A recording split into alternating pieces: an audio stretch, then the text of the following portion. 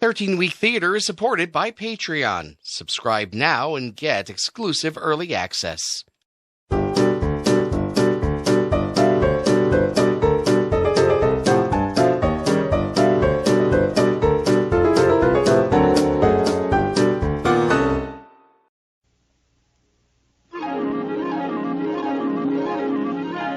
following program is brought to you in living color on NBC. Wait a minute. Hold the phone. Must See TV Thursday has just gone too far. It's Mondo Must See TV Thursday. She's alive! 6 comedy mega hits. All in one night, starting with a classic Friends. Woo-hoo! An all-new single guy, a sponge-worthy Seinfeld. Sponge-worthy? And an all... In the 1990s, NBC dominated Thursday nights with a lineup of half-hour comedies that they marketed under the banner of Must See TV. By the early thousands, NBC's Thursday night lineup was anchored by Friends at 8 o'clock and Will and Grace at 9 o'clock. Unfortunately, however, there seemed to be a big black hole at 8:30, which swallowed up everything NBC tried to put there.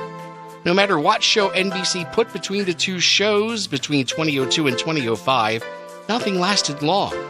When Friends went off the air in 2004 and its spin-off replacement Joey was struggling, NBC's president of primetime development, Kevin Riley, needed a strong show at 8:30 to try and keep the network's signature programming block alive.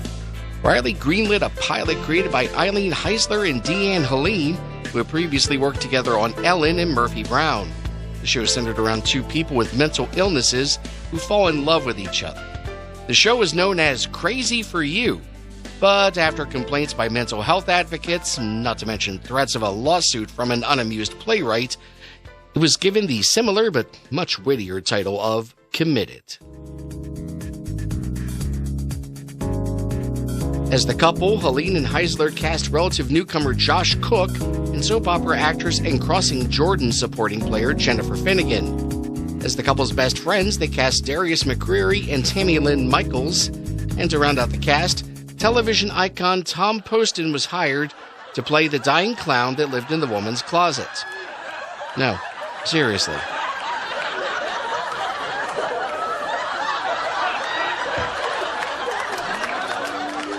Who was that? Nobody. Just, dying clown. You were saying? I'm sorry. A dying clown? Yeah, he's a clown. He's dying. It's not that interesting of a story. Anyway, you were 13 episodes were ordered, and Committed debuted as a mid-season replacement in January of 2005. The pilot episode showed our couple worried about being set up on a blind date and remembering past dating disasters. I love babies. They're so innocent. They have no idea they'll be dead one day. No idea.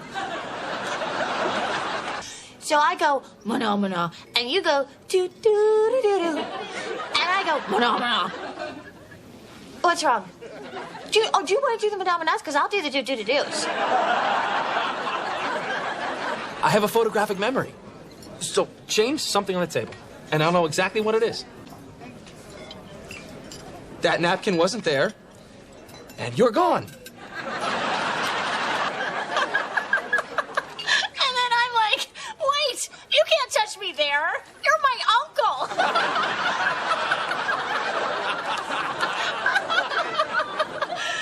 Oh, family. She better be awesome. I just hope he's not weird. After they meet and go out together, they discover that they just might be perfect for each other. Until... Susan, I usually hate blind dates, but... I know I probably should have said something earlier, but you keep calling me Susan. But Phil said your name was Susan. Who's Phil? Phil! Phil, the bass player. Bowie's friend. Phil, who set us up. I don't know any Phils. You don't? No. Well, if you're not Susan, who are you then? Marty. Marnie? Marnie. I'm Nate, and I don't think I'm your date.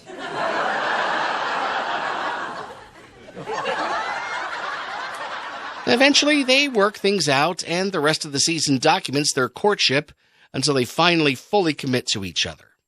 The scripts were witty, the jokes were fresh, and the cast was amazing. So, what happened? First, by the time Committed was ready for air, Kevin Riley was facing another gaping hole in the network schedule on Tuesday nights. So Riley made the decision to air Committed on 2 nights each week. Panic. We'll never get it out if you panic. Want something funny? Oh my God, I do! Scrubs and Committed, all new Tuesday. While this might have worked with traditional sitcoms with standalone episodes, Committed was a continuing story, and if viewers didn't watch both nights, they would quickly lose track of the story.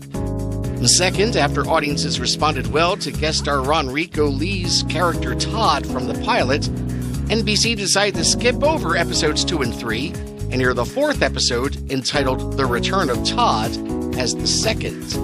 This led to major events in Nate and Marnie's relationship being jumped over, and suddenly Nate and Marnie had gone from a second date to sleeping together.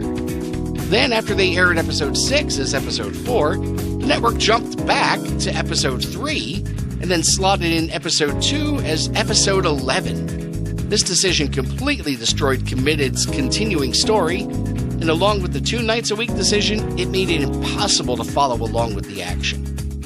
As a result, even though Committed had started out with solid ratings, the numbers slid for each of the following episodes. By the time the 13th episode aired on March 15th, NBC was uncertain about whether or not to give the show a crack at the second season. The decision was made more difficult after Josh Cooke signed on to a pilot by Will and Grace creators Max Smuchnick and David Cohen, which was also being considered by NBC.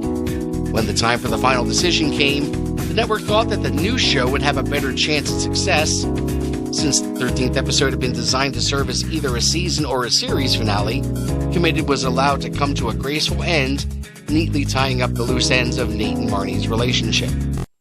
Cooke and Finnegan would go on to work together again 5 years later in ABC's sitcom Better With You, where the two played characters remarkably similar to Nate and Marnie. Heisler and Helene went on to create ABC's hit show The Middle, and that pilot that Josh Cooke shot that bumped Committed out of the 8:30 time slot? Well, that's another story.